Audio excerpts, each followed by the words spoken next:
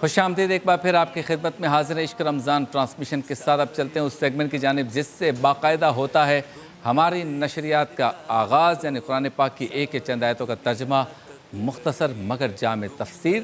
Segment کا نام ہے کلام عشق. یا رسول اللہ، یا حبیب اللہ، یا رسول اللہ، یا حبیب اللہ. کلام عشق میں آج ہمارا موضوع ہے سورۃ القدر. موجود ہے مفتی محمد اسحاق مدنی صاحب. جی مفتی.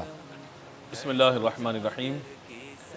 آج انشاءاللہ سورہ قدر کے حوالے سے ہم گفتگو کریں گے، چونکہ طاق راتیں جاری ہیں اور آنے والی جو شب ہے یعنی کل کی 27ویں شب ہوگی، تو مشہور محدثین مفسرین کے مطابق جو ماہ رمضان کی 27ویں شب ہے وہ شب قدر ہے. تو اسی مناسبت سے انشاءاللہ سورۃ القدر کے حوالے سے اس کا شان نزول اور اس کی مختصر تفسیر ہم بیان کریں گے. حضور اکرم صلی اللہ تعالیٰ علیہ وآلہ وسلم کے سامنے کچھ گزشتہ امتوں کے ان لوگوں کا ذکر ہوا کہ جن کی عبادات اور ان کی عمروں کا ذکر فرمایا گیا. جن میں سے ایک شخص کا ذکر یوں کیا گیا کہ 1000 مہینے اس شخص نے اللہ تبارک و تعالیٰ کی بارگاہ میں اس طرح گزارے کہ وہ رات میں اللہ تعالیٰ کی عبادت اور دن میں روزہ دار، یعنی صائم الدہر اور قائم اللیل ہونے کے ساتھ ساتھ دن میں جہاد بھی. تو جب اس شخص کا ذکر ہوا تو صحابہ کرام علیہم رضوان کے چہروں پہ کچھ افسردگی آئی. یا رسول اللہ، ہماری عمریں تو کم ہیں اور صحیح حدیث کے مطابق اس امت کی عمریں جو ہیں وہ 60 سے 70 سال کے درمیان ہیں. تو انہوں نے عرض کیا یا رسول اللہ ہمارا کیا ہوگا، ہم تو ان کے حوالے سے پیچھے رہ جائیں گے. حضور صلی اللہ تعالیٰ علیہ وآلہ وسلم نے توقف فرمایا تو اس وقت حضرت جبریل علیہ السلام سورہ قدر لے کر نازل ہوئے. اور اس سورہ مبارکہ میں 2 باتیں بڑی اہم ہیں. ایک تو یہ ہے کہ اس کی ابتدا میں اللہ تبارک و تعالیٰ نے قرآن پاک کے نزول کا ذکر فرمایا اور پھر اس رات کی اہمیت بیان کرتے ہوئے اس رات میں جو معاملات ہوتے ہیں ان کا ذکر فرمایا. اللہ تعالیٰ نے ارشاد فرمایا انا انزلناہ فی لیلۃ القدر، بے شک ہم نے اسے یعنی ہو ضمیر جو ہے انزلناہ کی ضمیر لوٹ رہی ہے قرآن پاک کی طرف کہ ہم نے قرآن پاک کو لیلۃ القدر میں نازل فرمایا. صحیح. لیلۃ القدر کیا ہے؟ فرمایا خیر من الف شہر، یہ 1000 مہینوں سے بہتر رات ہے. یعنی جو صحابہ کرام نے سوال کیا تھا کہ وہ 1000 مہینے ان کے اس طرح گزرے عبادات، تو فرمایا کہ اس امت کی خاصیت یہ ہے کہ اگر یہ اس ایک رات کو عبادت میں گزار لیں گے تو اللہ تعالیٰ 1000 مہینے ہی نہیں بلکہ خیرن، اس میں تفضیل استعمال ہوا ہے کہ 1000 مہینوں سے زیادہ بہتر جو ہے وہ یہ رات ہو جائے گی. ایک رات اگر امتی کو عمر بھر میں ایک دفعہ بھی میسر آ جائے تو وہ 1000 مہینوں سے بڑھ کر اس کے لیے یہ رات عبادت والی اور قدر والی شمار ہو جائے گی.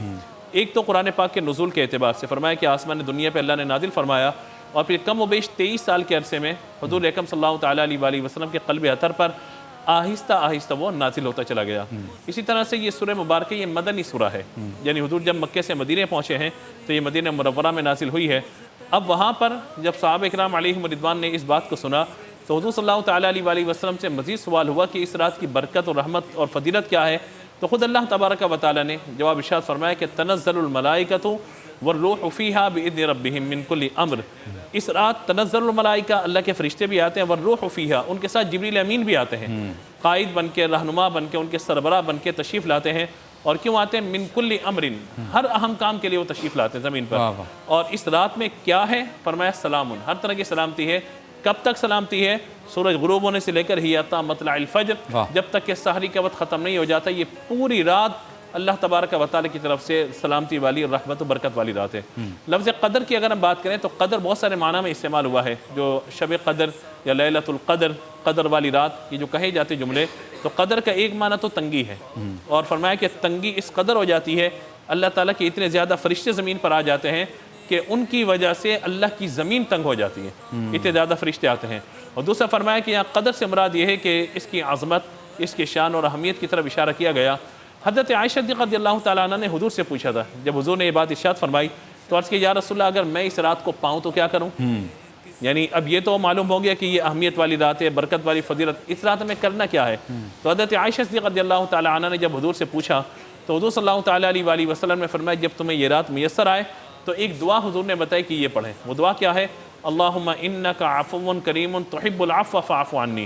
یعنی اللہم انک عفو، بے شک اے اللہ تو معاف کرنے والا ہے، معافی کو پسند فرماتا ہے، یا اللہ مجھے بھی معاف کر دے. تو یہ دعا پڑھتے رہنا چاہیے. حضرت عائشہ رضی اللہ تعالیٰ عنہ کہتی ہیں کہ اگر مجھے علم ہو جائے کہ یہ رات مجھے میسر آ گئی ہے تو اس دعا کے ساتھ ساتھ میں اللہ تبارک و تعالیٰ کی بارگاہ سے مغفرت اور رحمت کا سوال کروں گی. تو اب ہمیں کیا کرنا ہے اس رات میں یہ رات فقط اس اعتبار سے نہیں ہے کہ ہم نے چند منٹ یا چند گھنٹے عبادت میں گزارے پھر سارا کا سارا معاملہ ختم کر دیا. اصل میں اس کانسیپٹ کو ہمیں سمجھنا ہے کہ رحمت کا عشرہ آیا, پھر اس کے بعد مغفرت کا عشرہ آیا, اب جہنم سے آزادی کا عشرہ, اب یہ کمائی کی رات ہے. جو ہم نے انویسٹمنٹ کی ہے, جو ہم نے محنت کی ہے, بھوک و پیاس کو برداشت کیا ہے, تراویح میں قرآن پاک کو سنا ہے, سنایا ہے, تو شب نزول قرآن, یہ جو رات آنے والی ہے یہ نزول قرآن کی رات ہے. اس رات قرآن پاک کی تکمیل ہوتی ہے. لوگ اپنے گھروں میں اور مساجد میں قرآن پاک کی تکمیل کرتے ہیں, دعا وغیرہ کا سلسلہ ہوتا ہے.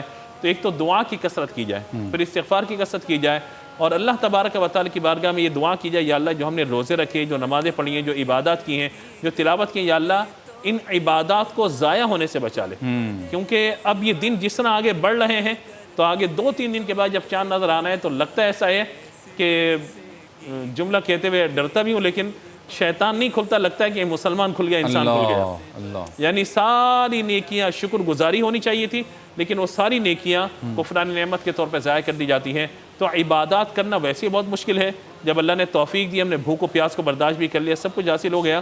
اب ان عبادات کو محفوظ کس طریقے سے رکھنا ہے اور اس پریکٹس کو کنٹینیو کیسے کرنا ہے, اس پر ذرا غور کریں. یہ رات یہی پیغام لے کر آتی ہے کہ اس رات کی قدر کر لو. اگر تم نے قدر کر لی اس رات کی, اللہ تعالیٰ تمہاری قدر کر دے گا. بہت خوب, ماشاءاللہ. چلتے ہیں بریک کی جانب, اور بریک کے بعد ہوتی ہے آپ سے دوبارہ ملاقات.